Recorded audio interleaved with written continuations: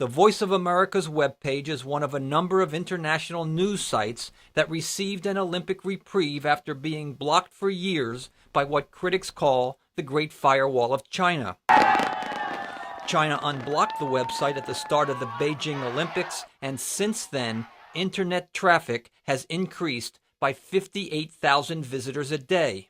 William Baum, the chief of VOA's China Broadcast Service, says new visitors to the site have mixed reactions to reports that are critical of the Chinese government.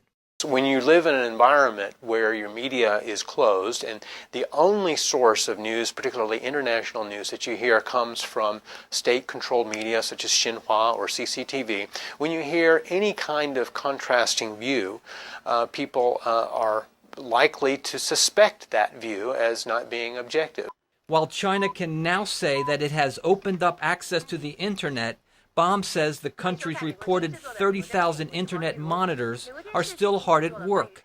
Stories or links within the site that refer to controversial topics like Tibet or Taiwan are still selectively blocked, and Chinese domestic sites have come under even more scrutiny. Shang Shihe writes a daily blog in Beijing about whatever is on his mind. He says his site, which has about 1,500 subscribers, was shut down 11 of the last 30 days. Over the last 3 years, the restrictions have been gradually increasing. 3 years ago, my blog was never deleted. It's getting more and more strict. Every day, it's getting more strict. It's not necessarily because of the Olympics, because even before the opening of the Olympics, they were strengthening the control. These young Chinese at an internet cafe in Beijing seem unaffected by the government restrictions on the internet. I seldom go to foreign websites. I shop on the internet and chat. I seldom look at news, but my mom does. I just search for entertainment news. I mostly look at news. I rarely play games. Sometimes I download songs. But even downloading music has political and economic repercussions. iTunes, owned by Apple, an American computer company, was temporarily blocked in August, right after it released an album called Songs for Tibet.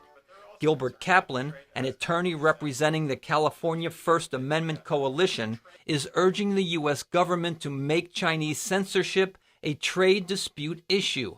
Service companies and internet companies that are so strong and based in the United States, companies like Yahoo and Flickr and Wikipedia, and journalism institutions like BBC and other major internet sites that are blocked, should have access to the Chinese market. Kaplan says he hopes by using economic pressure, he can achieve what diplomatic pressure could not, to permanently tear down the Great Firewall of China.